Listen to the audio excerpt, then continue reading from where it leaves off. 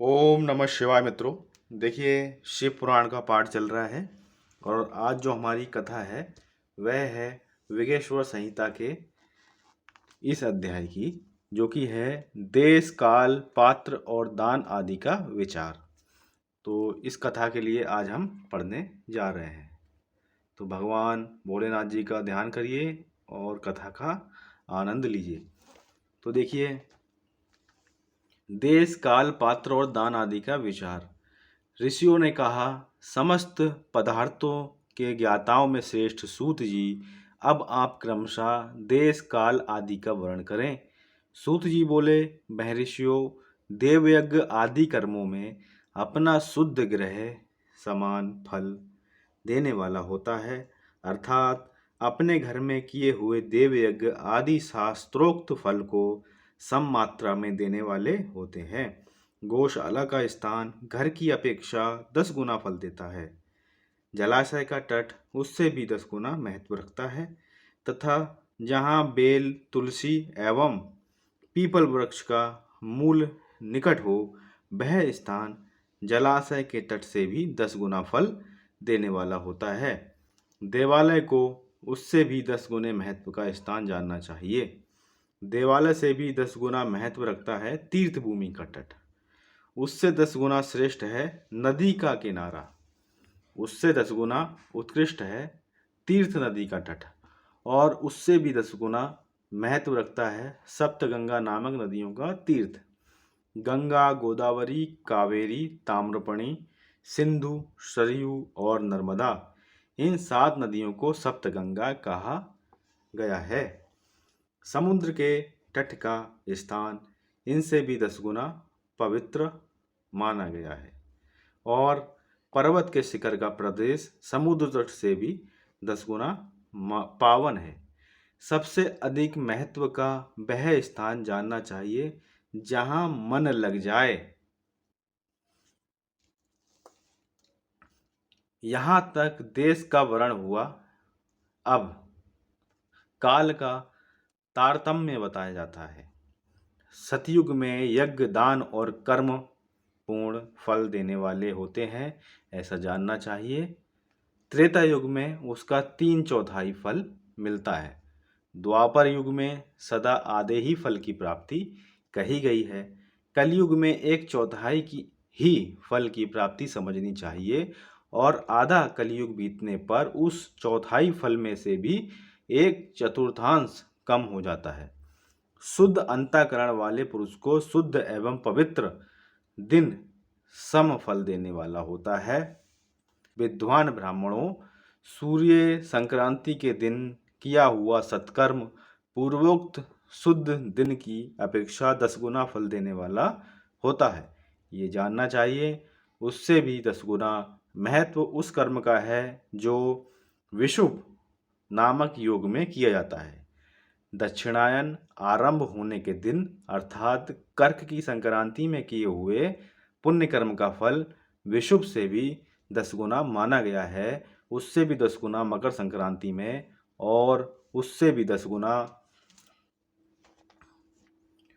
चंद्र ग्रहण में किए हुए पुण्य का महत्व है। सूर्य ग्रहण का समय सबसे उत्तम है।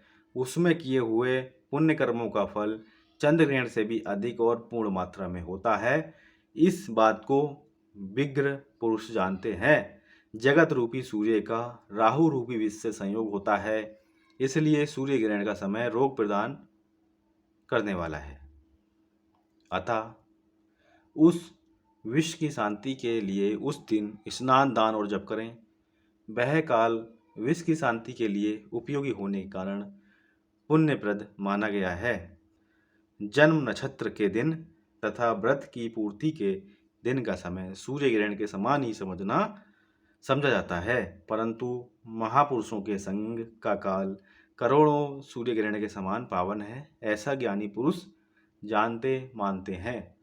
तपोनिष्ठ योगी और ज्ञाननिष्ठ यति ये पूजा के पात्र हैं, क्योंकि ये पापों के नाश में कारण होते हैं। जिसने 24 लाख गायत्री का जप किया हो वह ब्राह्मण भी पूजा का उत्तम पात्र है। वह संपूर्ण फलों और भोगों को देने में समर्थ है, जो पतन से त्राण करता अर्थात नरक में गिरने से बचाता है। उसके लिए इसी गुण के कारण शास्त्र में पात्र शब्द का प्रयोग होता है। वह दाता का पातक से त्राण करने के कारण पात्र कहलाता है। गायत्री अपने गायक का पतन से त्राण करती है, इसलिए वह गायत्री कहलाती है।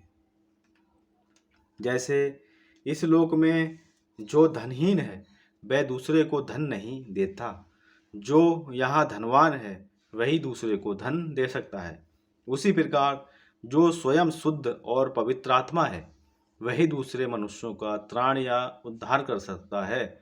जो गायत्री का जप करके शुद्ध हो गया है वही शुद्ध ब्राह्मण कहलाता है। इसलिए दान, जप, होम और पूजा सभी कर्मों के लिए वही शुद्ध पात्र है।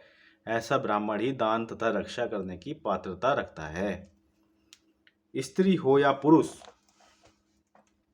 जो भी भूखा हो वही अन्नदान का पात्र है। जिसको जिस वस्तु की इच्छा हो उसे वह वस्तु बिना मांगे ही दे दी जाए तो दाता को उस दान का पूरा पूरा फल प्राप्त होता है। ऐसी महर्षियों की मान्यता है। जो सवाल या याचना करने के बाद दिया गया हो वह दान आधा ही फल देने वाला बताया गया है। अपने सेवक को दिया हुआ दान 1/4 फल देने वाला होता है। विप्रवरो, जो जाति मात्र से ब्राह्मण है और दीनता पूर्वक व्रति से जीवन बिताता है, उसे दिया हुआ धन का दान दाता को इस भूतल पर 10 वर्षों तक भोग प्रदान करने वाला होता है। वही दान यदि वेद वेत्ता ब्राह्मण को दिया जाए तो वह स्वर्गलोक में देवताओं के वर्ष से 10 वर्षों तक दिव्य भोग देने वाला होता है। सिल और उच्च वृत्ति से लाया हुआ और गुरु दक्षिणा में प्राप्त हुआ अन्न धन शुद्ध द्रव्य कहलाता है। उसका दान दाता को पूर्ण फल देने वाला बताया गया है। क्षत्रियों का शौर्य से कमाया हुआ, वैश्यों का व्यापार से आया हुआ और शूद्रों का सेवावृत्ति से प्राप्त हुआ धन भी उत्तम द्रव्य कहलाता है।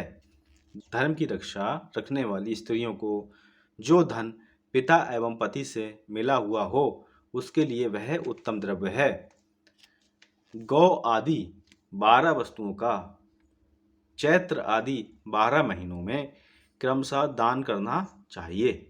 गौ, भूमि, तिल, सुवर्ण, घी, वस्त्र दान, गुण, चांदी, नमक, कोहड़ा और कन्या, ये ही वे वस्तुएं हैं। इनमें गोदान से कायिक, वाचिक और मानसिक पापों का निवारण तथा कायिक आदि पुण्य कर्मों की पुष्टि होती है। ब्राह्मणों, भूमि का दान यह लोक और परलोक में प्रतिष्ठा यानी आश्रय की प्राप्ति कराने वाला है। तिल का दान बलवर्धक एवं मृत्यु का निवारक होता है। सुवर्ण का दान जठाग्नि को बढ़ाने वाला तथा वीर्यदायक है। घी का दान पुष्टिकारक होता है। वस्त्र का दान आयु की वृद्धि कराने वाला है, ऐसा जानना चाहिए। धान्य का दान अन्न धन की समृद्धि में कारक होता है। गुड़ का दान मधुर भोजन की प्राप्ति कराने वाला होता है। चांदी के दान से वीर्य की रक्षा होती है। लवण का दान षड्रस भोजन को प्राप्त कराता है। सब प्रकार का दान सारी समृद्धि की सिद्धि के लिए होता है। विग्र पुरुष कुष्मांड के दान को पुष्टिदायक मानते हैं। कन्या का दान आजीवन भोग देने वाला कहा गया है।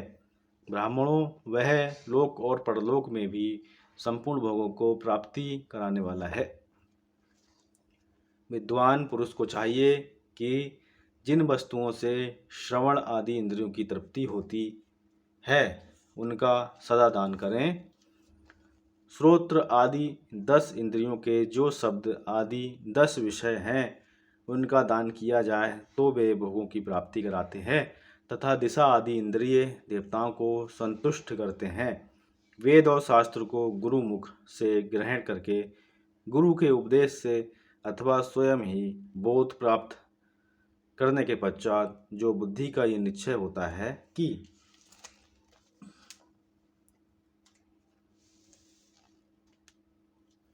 कर्मों का फल अवश्य मिलता है। इसी को उच्च कोटि की आसक्ति कहते हैं।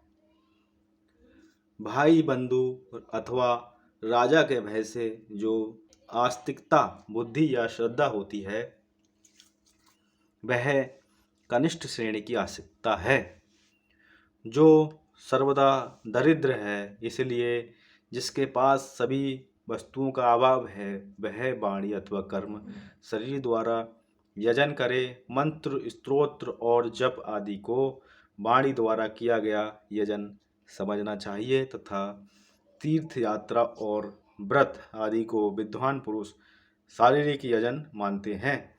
जिस किसी भी उपाय से थोड़ा हो या बहुत देवता तर्पण बुद्धि से जो कुछ भी दिया अथवा किया जाए, वह दान या सत्कर्म भोगों की प्राप्ति कराने में समर्थ होता है।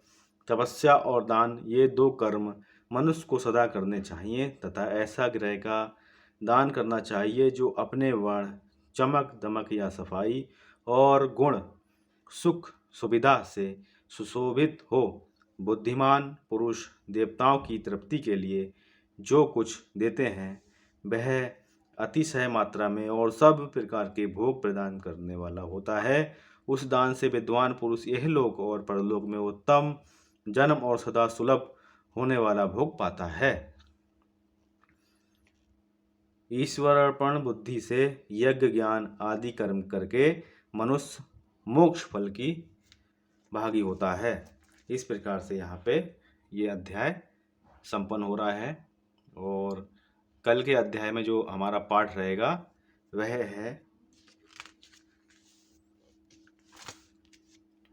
पृथ्वी आदि से निर्मित देव प्रतिमाओं के पूजन की विधि, उसके लिए नैवेद्य का विचार, पूजन के विविध उपचारों का फल, विशेष मास, वार, तिथि तथा नक्षत्रों के योग में पूजन का विशेष फल तथा लिंग के वैज्ञानिक स्वरूप का विवेचन। तो एक बार प्रेम से बोलेंगे, ओम नमः शिवाय।